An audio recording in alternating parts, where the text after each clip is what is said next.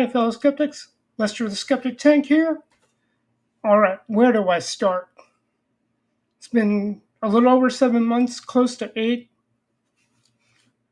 I'm going to gloss over this idea or this mindset n equals 1. That came from my time exploring the ancestral health scene, kind of not as closely following it as I once did when I was really getting into it, but it still pervades a lot of my thinking. Now, I likely took it to a fault when it came to what I've endured over the last few years. But n equals 1 is basically you give your body something, whether it's food, medication, particularly in the line of food, where you see how your body reacts. And that's your equals 1, which is, anything that you put, that will tell you how your body feels. And for those who are not familiar, maybe familiar with the terms like Whole 30, there's a certain protocol behind that. So I've been navigating those waters for a while, and part of where I fell at fault was being a little too cavalier regarding it, and trying to balance this want to eat as ultimately as I understand or understood the situation at that time. Going directly with, to start, because this is where I started learning about this, was when I was trying to enlist in the military in '04, and then double down again in '09, where things got worse. There was a warning about my sugars being high, at least when it came to the urinalysis portion of the uh, processing experience, which, for those who have may not been part of that as a teenager or young adult, or maybe an older adult, it is pretty much an all-day affair where you're pretty much getting a physical, an exhaustive one at that, testing your vision, your color blindness or lack thereof, motor skills, blood blood work being done. Again, with my case, the urinalysis, various questions being asked of you, and all that. And you're waiting in line for the next room to go to. So anyway, going back to the results of my urinalysis,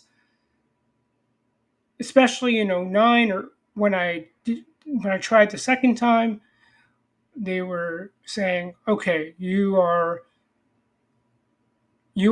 diabetic because your levels were this high. Okay. Fast forward to 2011 or 2012, and I started going to this MMA gym. It was part of the Team Quest family. Eventually, it moved on to what was known as One MMA. And years afterward, especially with a loss by one of their main fighters, Chael Sonnen, it closed down. Unfortunately, I love that place, love the people there. But during my time, there was all this talk about various movements. And yes, I was aware around 2010, 2009 about various food allergies, particularly with the gluten-free movement, those conditions. And it wasn't until I got to this gym where they really were talking about it uh, from a more, I would say, less dire situation, in that maybe people weren't diagnosed celiac, or they didn't have the symptoms of celiac, or enough symptoms where they would be declared celiac. But a lot of them talked about uh, lifestyle changes and how much better they felt. So I kind of got wind of that, and and I was trying to wash my carb portions as well because I was living at the time with a friend of mine I knew back in college who was type 1. And of course, the dialogue there was about limiting carbs. And I knew that. I just didn't know about the idea of what type of carbs. And so that's where I started with the diabetic side of the equation. Now, around 2016, 17, and onward, there had been prior concerns about my blood pressure, and of course, in my family, we talked about the history there regarding that. And a couple of years ago, I noticed, maybe just a year, I'm losing track of time, as a lot of people say you lose track when you get older.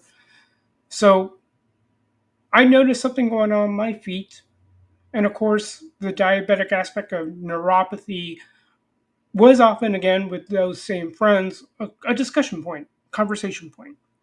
Okay, so I thought neuropathy, and I thought, okay, there might be some food things I need to be aware of.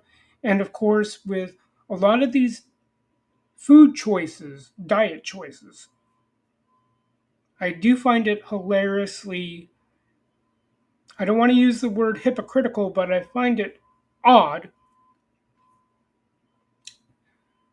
especially when it came to this idea of low carb dieting, ancestral dieting, and so forth.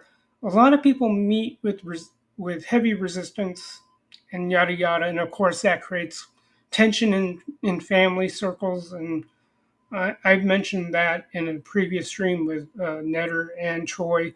They are kind of aware of that. They understand that plight. But if you have a different reason for, say, you're being a vegetarian, everyone's okay with that apparently. But I digress. So anyway, trying to wade through those waters and not being as on top of it as I once was. Because to be honest, when I was doing the whole ancestral health thing, I was like on cloud nine. I didn't feel any of the lows or anything like that. And all right, going back to the neuropathy idea, the foot swelling. So during this whole time, I noticed that it just simply come and went. It come and went, and I would let the thing do its thing where the swelling in my feet was gone. It would only be a matter of days, and I'm having these questions about do I have a reaction, or do I get a reaction to dairy? And at the same time, uh, navigating the waters of my church's tradition about fasting, but thanks to my time in the ancestral health community at the time, I was no stranger to fasting. And having read some of the literature, I've really developed a differentiation between fasting and abstaining. Fasting is not a problem or shouldn't be. And anyway, battling that. All right. And when you decide to break your fast, it's very easy to go into this mindset of adopting a quote vegan diet. And I already have my bugaboos about that because I'm trying to figure out what foods am I least reactive to, or I don't like to say the word allergic. I know I need to get that stuff scheduled to see what if I am really allergic to anything and go from there. Um, so fast forward, as you guys already saw in my previous video, fast forward 2024, and there was a stretch of time where uh, the swelling didn't subside like I had gotten accustomed to in the times I've noticed this occurring. And I had let it subside because I was very stubborn. You know. But if it's taught me anything, especially after discharge, I'm very leery about buying a lot of store bought restaurant made food because it's created a whole new level of skepticism about what is being included or what is being used to make the food I want to partake in, eat from these various outlets. What because the one thing we always joke about in American Chinese restaurants is the packing of MSG, and especially when you go to these establishments, no MSG. But you know, MSG is only one of the issues. But as I learned in a post discharge trip to Panera, they pack their things with sodium. So anyway, I had that thinking when I started eating some Thai food, and I noticed that my hands started swelling. There was a stretch when I went to, uh, especially when I came back from my trip to Alabama, the swelling just wouldn't bring themselves back to normal. And it, I really held off from going to the hospital because I thought I could self medicate. And of course, we all go and do our Google foo. And in my case, I do my duck duck goosing. I'll incidentally use Google for my search engine just because I forget to set it. But I did some sleuthing on my own, and I had feared congestive heart failure being a thing, and I thought it was going to be walking pneumonia. And and that was a concern, but in the back of my mind, I was like, okay, how big of a possibility was the congestive heart failure?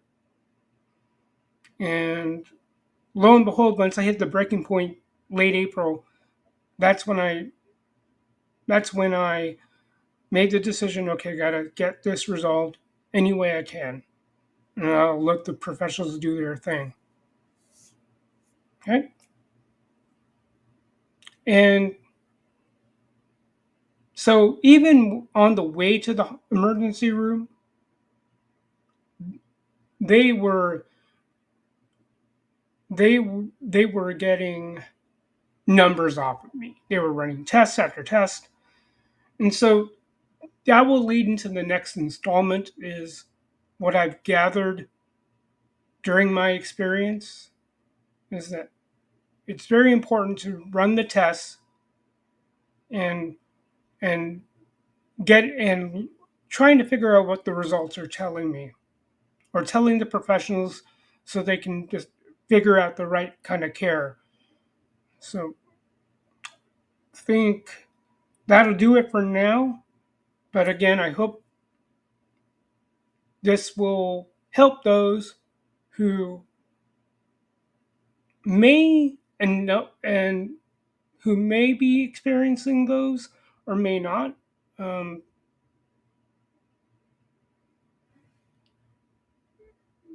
to tighten things, going back to the n equals one of the things you got to do is kind of get a sense of how you feel versus how you felt previously. So in my case, I noticed that my feet were swelling, and then it graduated to my legs, and then I noticed it moving to my upper body, and then my arms and my hands. And if it's not subsiding, it's not getting better, you might need to get that looked at. Um, and in some cases, like I should have done it at the time, I should have weighed myself and and see if you know make sure you get weigh yourself, and then if you happen to have a a way to do a quick blood pressure check, do it. And then I would say, in my experience, and before it gets worse, I would, if you have the ability to get there on your own, get to the ER or to a medical professional to get that stuff investigated. because that ambulance ride, I'm still paying for that. um, but yes, the n equals one idea, especially when you look at your own body and how you feel, uh, if it's getting worse than what you expect, practically speaking, yeah, get that looked at, get that investigated. But especially if you notice some undue swelling, and then if it's progressively getting worse, like in my case it was in the feet and in the legs, and then I noticed that it was going through my body. I didn't think much of it at the time because it would subside. But if it's getting more sustained and it's more prolonged, and it's not going away anytime soon, really get that looked at. And hopefully at least that will be a good starting point. And then as far as um,